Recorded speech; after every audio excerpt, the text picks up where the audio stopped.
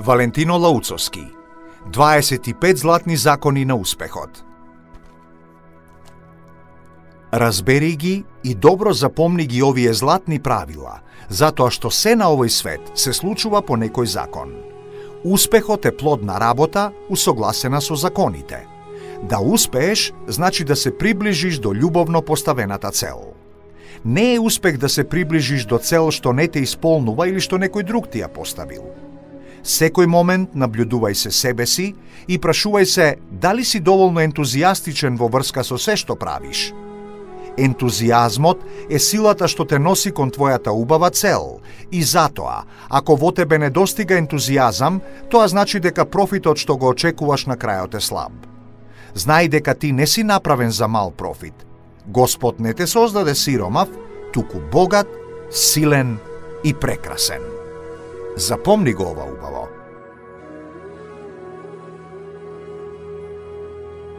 Кога следиш туѓа цел, ти задолжително се мачиш.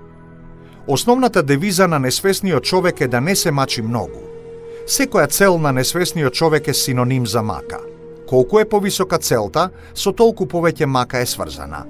Така размислува површниот човек.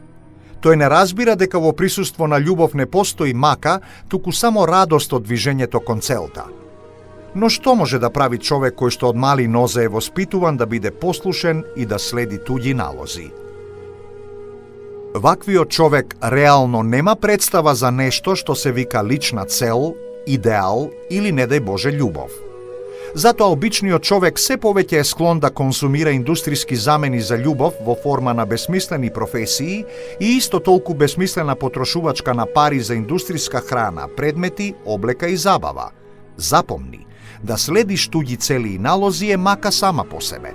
Дополнително, следењето туѓи цели е заморен процес што се случува секогаш кога правиш нешто што не ти носи доволно добивка. Мораш да разбереш дека само свеста за твојот интерес создава побарување на енергија од твоја страна во правец на универзалниот извор на свест и енергија, викан Бог. Така, секогаш кога сакаш да направиш нешто убаво за себе, ти ќе добиеш доволно и предоволно пари, енергија и време за да го завршиш процесот на креација. Но запомни дека секогаш кога нештото што го правиш не е наменето да му служи на твоето вистинско добрување, ти нема да добиеш енергија од изворот, туку ќе треба да се задоволуваш со ефтина енергија собрана одовде одонде, а за пари и време само ќе сонуваш. Имај го ова предвид кога ќе сретнеш преморени и исцрпени луѓе што едва и се влечат и зборуваат дека немаат енергија. Тие луѓе немаат поим што се случува околу нив и зошто толку лошо се чувствуваат. И не само тоа, туку нивниот краен идеал во животот не е да променат нешто од корен во својот живот, туку само да бидат оставени на мира. Затоа луѓето толку многу ги сакаат празниците. Да се оставени на мира значи да бидат слободни да го консумираат тоа што индустријата лесно им го предлага. Разбираш ли? Волшебниот збор на индустријата е зборот лесно, затоа што индустријата знае дека обичниот човек не сака да се мачи. Тоа е доволно измачено тоа што вниманието си го дава на се и се што наоколу и затоа вообичаено нема енергија за своите љубови.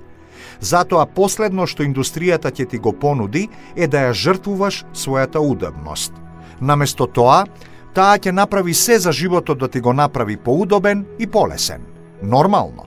Заедно со удобноста и леснотијата како бонус, целосно бесплатно ќе ја добиеш мрзата и апатијата како емоција што е најсоодветна, но за ова во некоја друга прилика.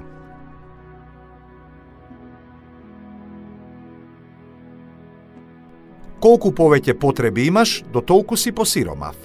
Погледни наоколу. Насекаде гледаш луѓе со мали телевизори во рацете. Прашај се што прават тие луѓе. Помисли малку. Дали тие луѓе би гледале во тие телевизори кога би имале нешто поумно пред себе да гледаат, например, своите креации? Но тие сиромашките немаат своји креации, ниту пак знаат дека нешто такво постои. Ако знаеја, ќе ги негуваа и ќе им се радуваа, а нивните лица ќе беа радосни, а не намрштени.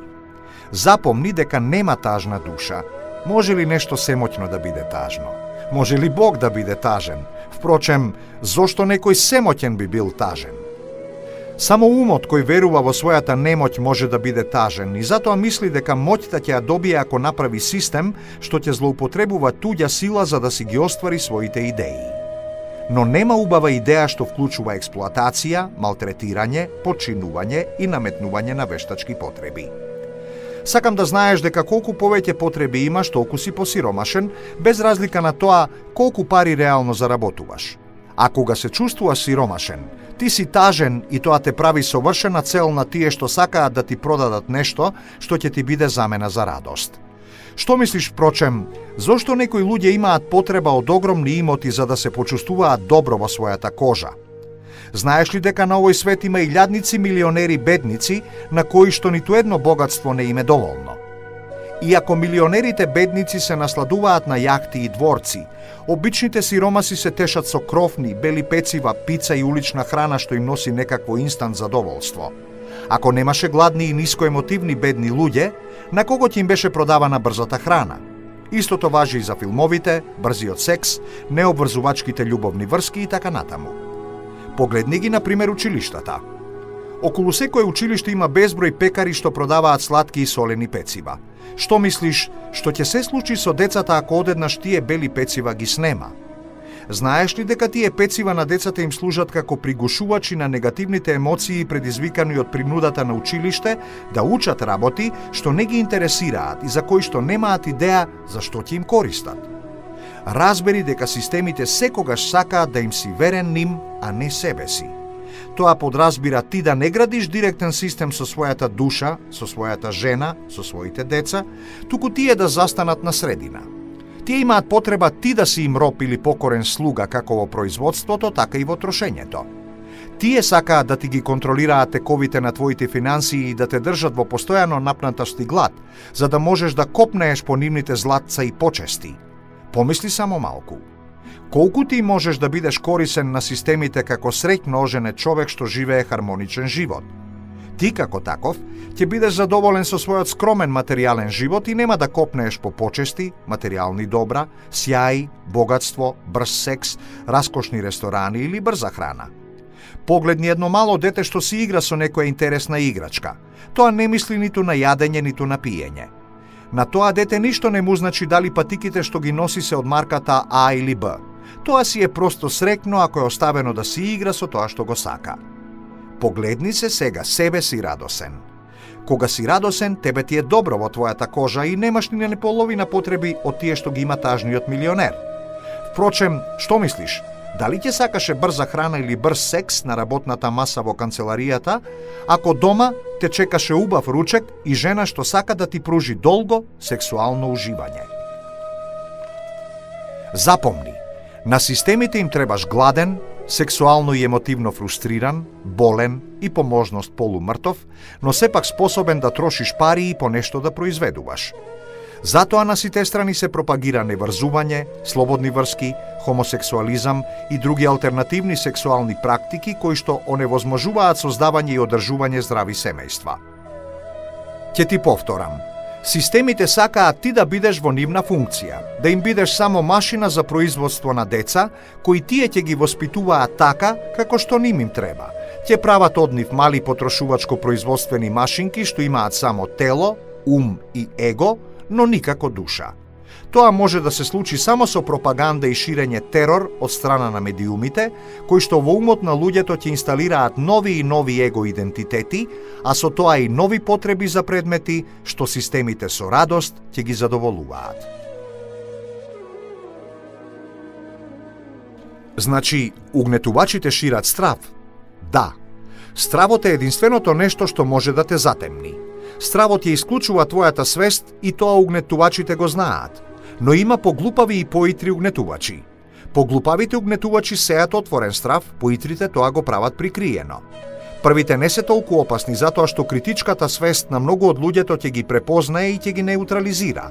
Од нивните редови се раѓаат простите разбойници што пресретнуваат луѓе на улица и со закана со оружје им одземаат вредни предмети, но бидејќи се глупави, порано или подоцна завршуваат в затвор. Вторите се поопасни, затоа што со итрина полесно можат да ја премостат твојата свест и да ја убедат твојата подсвест да се плаши. Тоа се банките, медиумските куќи, силните држави, многу верски групации, производителите на алкохол и цигари, синтетички храни и лекови што предизвикуваат зависности и така натаму. Тие најчесто не одат в затвор, иако ги угнетуваат луѓето. Од ова можеш да заклучиш дека наитрите угнетувачи не се сами, туку групации од итреци кои тенденциозно и со зла намера шират страв. Како разбойничките банди? Да, секоја злонамерна група е разбойничка банда без разлика што условно земено се занимава со легален бизнис, како например банкарство или мултилевел маркетинг. Разбери, ширењето и одржувањето на стравот е целата филозофија на угнетувањето. Угнетувачот има стратегија што вели: колку поисплашена околина, толку повеќе корист за мене. Така угнетувачот секоја прилика ја користи за заплашување на луѓето околу него, затоа што знае дека кога свеста на околината е исклучена или е спуштена на доволно ниско ниво, човекот е во власта на подсвесните програми, а тие немаат што друго да прават освен да повторуваат една иста реалност. Основната компонента на свеста е знаењето, а тоа се манифестира како критичност. Критичност е препознавање на корисноста, интересот и смислата. Види, кога некој нешто ти нуди, твојата свест секогаш е критична кон тоа. Никој не сака да прави нешто што не му носи корист и да троши пари на работи што не му носат благосостојба. Но критичноста е својство на свеста. Затоа пропагандата е насочена кон убивање на критичноста, за така да може да инсталира лаги во подсвеста. Ќе ти повторам. Твојата лична благосостојба се наоѓа на средина меѓу твојата и благосостојбата на групата. Соодветно, секоја работа што ја правиш треба да носи корист на сите. Ако ти носи корист само тебе, тоа не е благосостојба. Например, ако пиеш алкохол, од тоа има корист производителот на алкохол, а ти има штета. Тоа не е благосостојба. Производителот на алкохол не се интересира за твојата благосостојба, туку само за својата и затоа тој прави зло. Ако ти немаш свест, тоа значи дека лагата што ја пласира произведувачот на алкохол, дека алкохолот е корисен во мали количини, ќе помине кај тебе и ти можеби ќе почнеш да пиеш алкохол, а тоа не е во твој интерес, туку во интерес на производителот на алкохолот. Но нели и лекарите велат дека алкохолот во мали количества е добар за луѓето? Ако е добар, зошто тогаш не им го даваат на бебињата и на малите деца? Малите деца знаат што е вистинска љубов и интерес. Тие немаат потреба да се зашеметуваат со алкохол, цигари и дрога за да се радуваат. Состојбата на радост на децата им е природна. Алкохолот им служи на незадоволните луѓе за да можат да го олабават телото од напнатоста, настаната заради нивното континуирано незадоволство настанато од креирање на нешто што не ги интересира. Затоа ако сакаш да бидеш среќен, ти треба да го правиш само она што е добро за тебе. Така ќе бидеш добар и за околината и нема да ти треба да се зашеметуваш со алкохол и други порочни супстанции. Како да знам што е добро и за мене и за другите во мојата околина? Прави им го на другите тоа што сакаш и другите да ти го прават тебе. Запомни, кога ти одлучуваш нештото да биде или не, ти си Бог. Слободата на одлучувањето е Божја карактеристика. Затоа секогаш кога правиш нешто, со тоа што го правиш влијаеш на другите. И ако си способен нешто да им правиш на другите, ти ќе бидеш способен тоа нешто да си го правиш и на себе. Така, ако сакаш да знаеш дали нешто е добро, прашај се дали тоа на другите им предизвикува нешто што самиот сакаш да го искусиш или не. На тој начин ти секогаш ќе знаеш што е добро, а што не. Но многу луѓе прават штети, па сепак живеат во благосостојба. Да, секако дека прават, но и тие страдаат без разлика дали ти го гледаш нивното страдање или не. Впрочем, луѓето се многу ограничени кога станува збор за туѓото страдање. Тие не го разбираат додека самите не пострадаат. Затоа за среќа постои законот за причина и последица.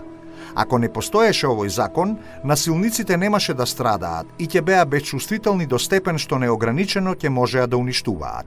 Сега ќе се обидам ова да ти го кажам со уште помалку зборови. Се што досудуваш на некого, си го досудуваш себе си. Што сееш, тоа жнееш. Или, кој сее ветар, жнее бура и така натаму. За да бидеш несовесен кон некого, да го искористуваш, да го злоупотребуваш или да го труеш со штетни идеи или материи, прво треба тие работи самиот да си ги насадиш во твојот ум. Кога ќе си ги насадиш самиот, тогаш тие несвесно ќе те одведат кон други луѓе кои на еден или друг начин ќе те злоупотребат исто како што ти си го злоупотребил тој што си го злоупотребувал. Секако, не е задолжително ти самиот ова да го искусиш. Последиците од твоите злоупотреби ќе ги искусуваат твоите деца или твоите блиски што ти значат. Законот за причина и последица има за цел да те балансира и тоа ќе го направи со тоа што тебе ќе ти го даде точно тоа што ти им го даваш на другите. Разбери, животот не ти е даден за да го злоупотребуваш, туку за да изразуваш љубов. Затоа, ако сакаш да имаш убав живот, немој да дозволиш умот да те натера да направиш компромис со својата љубов. Запомни дека егото со цел да се реализира себе си, ќе те тера да правиш компромиси затоа што твоите љубови не го интересираат. Него го интересира славата, богатството и адреналинот како емоција, затоа што стресот е една од најомилените храни со кои што се храни егото. За да живееш убаво, критичката мисла постојано треба да го наблюдува умот и да ги блокира сите его идеи, а тоа единствено се прави со постојано ангажирање со конструктивни идеи. Кога си насочен кон конструктивни идеи, ти стануваш создавач што ги реализира своите желби какви и да се, колку и да се. Ти подвлекувам дека ниту една твоја љубовна желба не е нелегитимна, погрешна или неисправна по било која основа, но внимавај, кога ќе речам твоја, не мислам на желбите на твоето его, туку на желбите на твојата душа.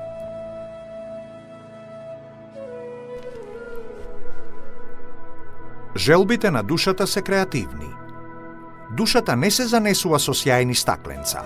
Ниту едно злато на светот не изначи ништо на душата затоа што златото е храна за умот. Душата најмалку сака да копира и да ужива во раскош. Но за ова да го разбереш, ти треба да се сомневаш во секоја твоја желба. Препрашувај се себе си за секоја одлука што ја правиш. Постојано барај ја радоста и постојано настојувај да разбереш дали се радуваш додека го правиш нештото што го правиш во тој момент, што и да е тоа. Биди решителен, носи ги одлуките брзо, не колебај се, но наблюдувај го ефектот. Така се ќе ти стане јасно. Има ли радост? Добро е. Нема ли радост? Со ѓаволот си, а каде што има ѓавол, таму има и болест. Болест не е само физичката болест, туку е секоја негативна емоција, лоша финансиска состојба или лоша комуникација со околината. Болеста е материализиран процес на распаѓање што се случува за да се санира некоја конфузија, настаната од нефокусираноста кон конкретна цел и расфрланоста на вниманието. Болеста е само слика на расфрланоста, затоа што кога вниманието не е насочено кон позитивна конструктивна цел, личниот свет на човекот, а честопати и неговото тело, започнуваат да се распаѓаат. Истото важи за сите системи. Како што човекот може да се разболи, така и улицата, соседството, делови од градовите и државите можат да се разболат. Накратко, секаде каде што има невнимание, неодговорност и безредие. Безредието му е алоцира на човекот областа во која што отсуствува љубов. Љубовната стихија секогаш креира хармонија и убавина, а тие две нешта се спротивни на безредието и грдотијата. Што ако човекот не е заинтересиран за промени? Ќе страда од конфузија. И страдањето и радоста се манифестации. Додека радоста се раѓа од свеста на човекот за својата боженственост, страдањето е рожба на несвесноста за истата. Немој да мислиш дека страдањето е нешто што од небо се струполува врз грбот на човекот заради злобата на Бога, туку тоа е само знак за присутна дисхармонија. Затоа од страдањето не е поштеден никој, вклучително и оној што не знае зошто страда. Имено, има многу луѓе кои што страдаат од разни негативни реалности кои што навидум не се причинети со никаква нивна негативна акција. Но ти треба да знаеш дека човекот не се раѓа како табула раза, како што некои научници велат, туку неговиот ум од самото раѓање е условен од гените на неговите предци и од околината во која што е одгледуван. И ако генетските записи се негативни, а околината уште понегативна, страдањето е речиси загарантирано. Сепак, многумина не се свесни дека страдаат само затоа што страдањето за нив станало навика до степен што тие го разбираат како природа на нивното живеење.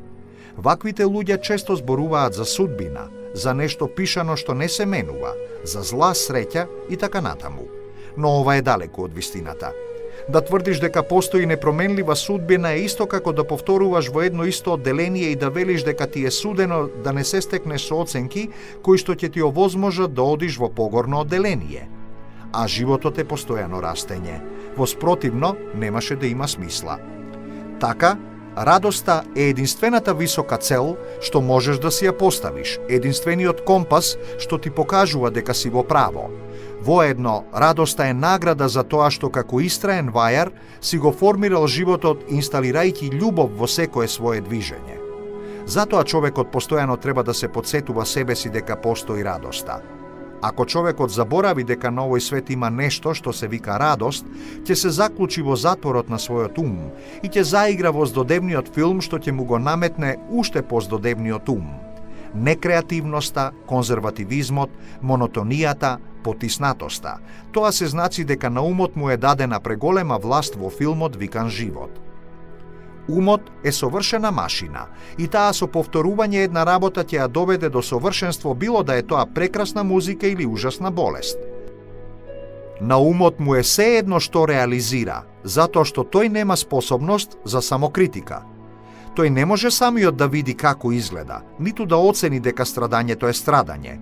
Тој е просто вајарска машина што изработува тродимензионална реалност на база на сликите што му се зададени. Разбираш ли? Тој знае само дека треба да материализира слика и тој тоа го прави совршено. Јасновидците лажат. Постојат луѓе кои што ја чувствуваат потребата на луѓето за безбедност и затоа нудат своји верзии за тоа како светот настанал и во кој правец се движи. Тоа се јасновидците, кои што секогаш нудат готови верзии за тоа што ќе се случи во некоја иднина. Ваквите визии за нискоемотивните луѓе се добредојдени затоа што нудат готови модели за иднината. Но не само тоа, туку тие верзии имаат безбедносна компонента и затоа умот на луѓето се закачува на нивните приказни без да знае дека никој не може да биде пророк и да ти каже каква ќе биде твојата иднина, затоа што твојата иднина зависи само од твојата љубов. Внимавај, ти реков од твојата, а не од туѓата љубов, затоа што твојата љубов е таа што решава каква идеја твојот ум ќе претвори во тридимензионална реалност за да ти ја даде во твоите раце да ја наблюдуваш.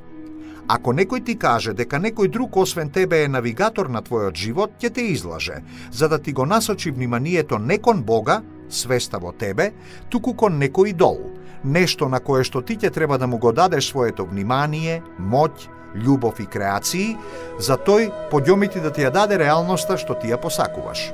Тоа нешто, тој идол, не мора да биде предмет. Тоа може да биде фирмата во која си вработен, спортскиот и навивачки клуб каде што членуваш, па дури и твојата жена или твоето семејство. Секако тоа може да биде некоја политичка партија, претседателот на државата, кралот или локалниот полицаец. Не е важно на што си го дал своето внимание. Важно е само дека не си го дал на себе и на своите креации, на својот Бог, туку си издигнал идол на кој што му принесува жртва во форма на подарено внимание. Гледаш, кога човекот оди кај јасновидецот, тој својата свест ја замаглува за да може свеста на јасновидецот да ја замени за својата, но тоа е невозможно. Постои една свест и таа е твојата свест. Ако не ја употребиш твојата свест за да ти даде насока за тоа што да правиш, умот ќе ти скрпи реалност од сликите што ти ги нуди околината, во случајов јасновидецот, и ќе ти ја повторува одново и одново, но во се полоша форма, затоа што за некоја реалност да биде убава, таа мора да се развива под влијание на изворот на идеи, а тоа е само твојата свест. Чија и да било друга свест не е постојано присутна со тебе за да може да те насочува. Еве да речеме, ќе добиеш совет што ти помага. Ако ти тој совет слепо го послушаш без да го обработиш во твојата свест, може би моментално ќе ти помогне, но што кога ќе настанат нови ситуации? Пак ли ќе бараш нов совет од тој што претходно те советувал? Ова е физички невозможно затоа што не можеш човекот што те советувал постојано да го држиш до тебе. Проблемот со ниската свест им се случува на децата што се држени многу строго од своите родители и на нациите што живеат во диктаторски режими. Тие, живеејќи под диктатура, не ја развиваат својата свест, туку како несвесни кокошки слепо ги следат налозите од родителите и од началниците, живеејќи во страф и параноја од иднината. Секој ум знае дека му треба свест, но трениран да следи туѓи насоки, тој автоматски гледа кон изворот одстрана, наместо во изворот кој што му е најблизок, свеста. Нема ништо поблиско, а во исто време некогаш толку далечно од твојата лична свест. Свеста е секогаш свежа и нова, и нема врска со умствените слики, кои што секогаш се стари и демодирани. А демодирани се затоа што се од минатото. Секако тие слики се надградувале, со тоа што ја создале твојата лична култура и направиле ти да имаш карактер, лик кој го играш во животот. Но тој лик е жив и има потреба постојано да се менува, а за тоа е задолжена свеста. Така, за разлика од умствените слики, свеста е модерна затоа што е од сегашноста, а гледа во иднината. Ти си единствената инстанца, единствениот судија што решава која реалност ја одбере. Нема повисок судија во твојот свет, освен твојата свест и совест. И уште нешто.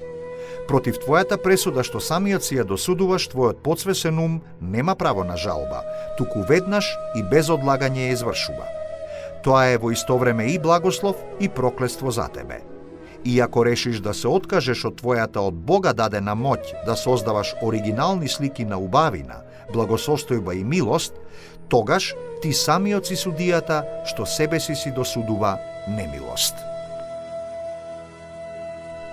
Системите те контролираат преку твоите пороци. Вистински моќен човек може да биде само човекот што нема пороци. Но од аспект на его-умот, вистински моќниот човек на ниту едно општество не му е од корист, затоа што нема со што да биде купен. Просто, на непорочниот човек стадото нема што да му понуди во замена за неговата љубов. Затоа ваквиот човек ќе работи, ќе разменува, но ќе биде скап и нема по секоја цена да трча по пари со кои ќе сака да си ги задоволи своите претерани потреби. Гледаш, ова просто значи дека тој нема да си ја продаде љубовта за ефтини пари. Всушност, љубовниот човек не продава љубов, туку своите љубовни креации, а тие чинат доста скапо. Скапо значи неповолно за индустријски поставената матрица. Ајде обиди се да си замислиш скапо платен уметник кој што за големи пари ги продава своите слики, музичар, танчер или просто архитект. Ваквите луѓе не можат да бидат поробени од матрицата, но и обичните работници кога би станале свесни за својата важност, не би работеле за малку пари, не би си ги растурале семејствата за да можат повеќе време да поминуваат на работа и по бесмислените дружења, туку би си го ценеле своето присуство во секое друштво и внимателно би избирале што прават. Но ваквите луѓе се малку. Затоа најубавите работи се резервирани само за избраните. Да си дел од избраните, воопшто не значи дека некој одгоре треба да те избере, напротив. Да си избран, значи самиот ти да избереш да си ја следиш својата свест и интерес, наместо интересот на несвесното стадо. Мораш да разбереш дека тој што избира си самиот ти, и ти самиот треба да се избереш на начин што ќе се прогласиш себе си за најважната фигура во твојот свет, што со љубов ќе го градиш. Ако пропуштиш да се избереш самиот себе, ќе оставиш другите да те избираат, а другите никогаш нема да ти ја дадат улогата што ти сакаш да си ја дадеш. Така бидува кога одгоре те избираат. Ако пак случајно дозволиш другите да владеат со тебе, во еден момент можеби ќе си речеш: во ред, ако така сакате, барем платете ме што е можно поскапо. Кога тоа ќе си го речеш, ти ќе влезеш во групата скапо платени аргати за кои ти зборував пред малку. Но за да можеш да живееш со таа реалност, ти ќе мораш да го намалиш нивото на свеста, тоест да се онеспособиш до степен да не ја забележуваш таа реалност. Секако општеството веќе ќе има подготвени средства за зашеметување и онеспособување, со кои со задоволство ќе те корумпира.